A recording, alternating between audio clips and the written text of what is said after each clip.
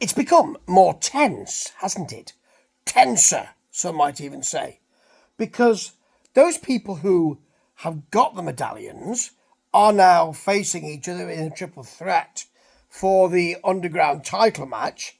And that would be Joseph Connors, that would be Jay Joshua, that would be Millie McKenzie, and the others who are close need to get another medallion or two, but the ones who need the single medallion are really thinking I should be up there. So this is the kind of, it's not a mop-up, because things continue, don't they? Because whoever wins, in 2 weeks I think it is, that title, those people with 2 medallions who want the third are going to be gunning for them. So Elijah, who appeared last week and got his first medallion, is facing Emerson Jane, who doesn't have any medallions at the moment. This is Spinebuster Wrestling, by the way, for Steve Swift's Rambling Reviews. And it's Spinebuster 14. So I thought, it's going to be over soon, isn't it? But why should it? It can continue all year, can't it? I hope it blooming does, because it is bloody marvellous. So they could continue just keeping going. Who's next? Well, I've now got three medallions, and I'll have a go and see if I can unseat Jay Joshua. For instance, I'm not saying it's going to be Jay Joshua.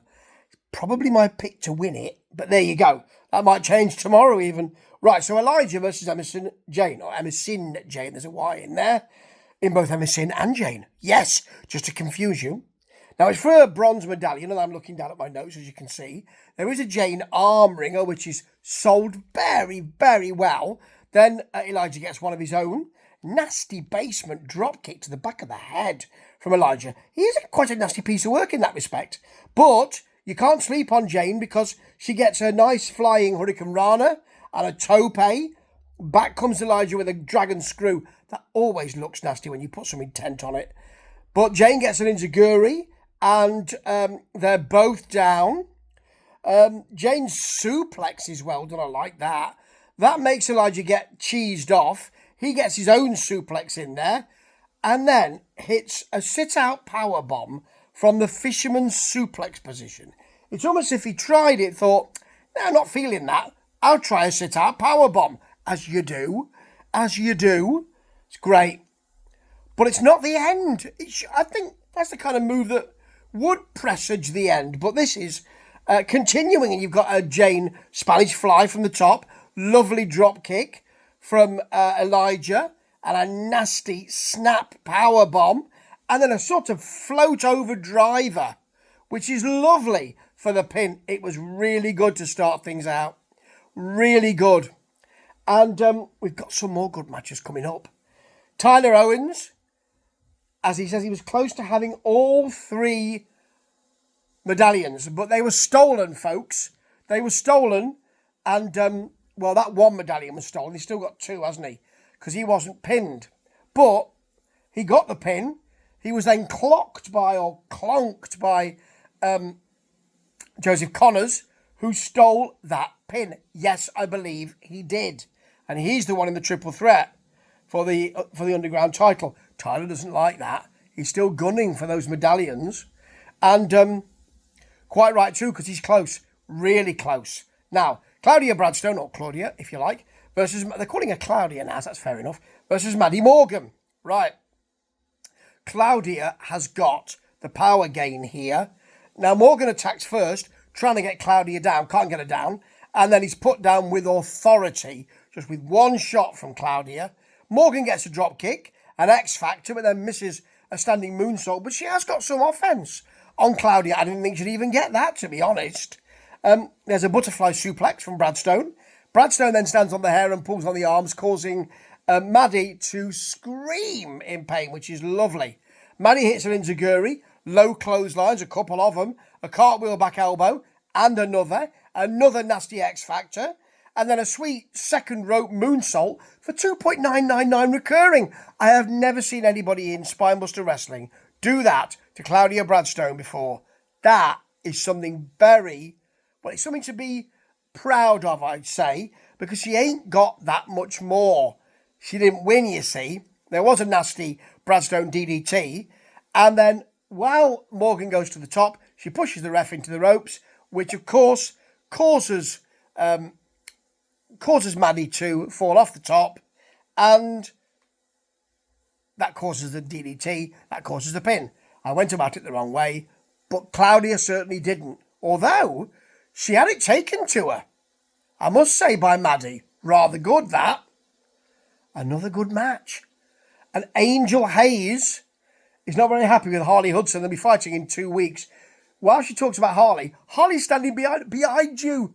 Behind you. This way or this way? I better have a look. Yeah, she's there. And they start to jaw. They'll fight in 2 weeks' time. They don't seem to like each other. Holly Barlow has 2 medallions. She wants to fight Nina Samuels. As she said, I did this all on my own. Can't do it on your own. And that Nina's in. She'll give Holly a chance to prove that she can beat her. She'll give her 5 minutes to do it. Holly, it's great actually. She says, all right then, go on. Yeah, why not? It's great. Looked a little flustered during that though, because she wasn't expecting Nina Samuels to arrive. That was really good work actually, I think. Right, your main event now is Shah Samuels. It's the Shah Samuels saga. The Shah Samuels and Slade saga. And he's facing Sabin. So it's the Shah Samuels and Slade saga with Sabin. It's a good match, this. But mainly it's Shah Samuels getting very angry that Joey Slade wants to cheerlead on the side. He works a headlock, hits a slam, tells Joey to shut up immediately. Nasty posting from Shah Samuels. He's got a lot of... He's dropped some weight and looks really good, Shah. A really nasty sudden Michinoku driver. Then he goes out of the ring to shut Joey up. Sabin takes the opportunity to hit a basement drop kick and a twisting crossbody through the ropes, which is lovely. Then there's a Sabin high crossbody off the top for a 2.999 recurring. Sabin then runs into a huge clothesline, but goes out after Joey does Shah. That's a distraction, so he doesn't follow up from that huge clothesline. One might even call it a lariat. In fact, I think Conor Bailey on commentary does. And so he's distracted. His head's not in it. Back in the ring, he gets a nasty chop, a kick to the back, an elbow drop off the second rope for a long 2 count. You might think this is working for him, but he could have finished it already if he hadn't have been so concerned with Joey Slade. Desperation super kick from Ted Sabin. Shah misses a second rope elbow then. There's one of those push off the body drop kicks, which I love. I love it. From Ted Sabin, an Inzaguri, a 619 in the corner, a senton, and he gets a 2.999 recurring. But Shah Samuels is back with a oh no, it's Sabin. A slingshot, corkscrew, splash, and a moonsault for a 2 count.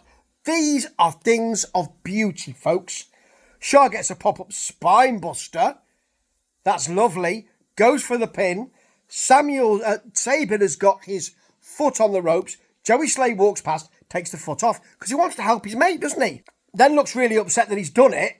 He's really conflicted with himself. Samuels didn't see it, celebrates the victory, walks past Conor Bailey, who mentions it on commentary. Shah hears that and says, what was that? So he tells him, and he doesn't half blow up on Joey. Got 20 years in this job. Gets very worried about, very angry about it. And it's a tainted victory. Oh, tainted pin. Oh, boom, boom, tainted pin. It is. And the saga continues. The Shah Samuels and Slade saga continues.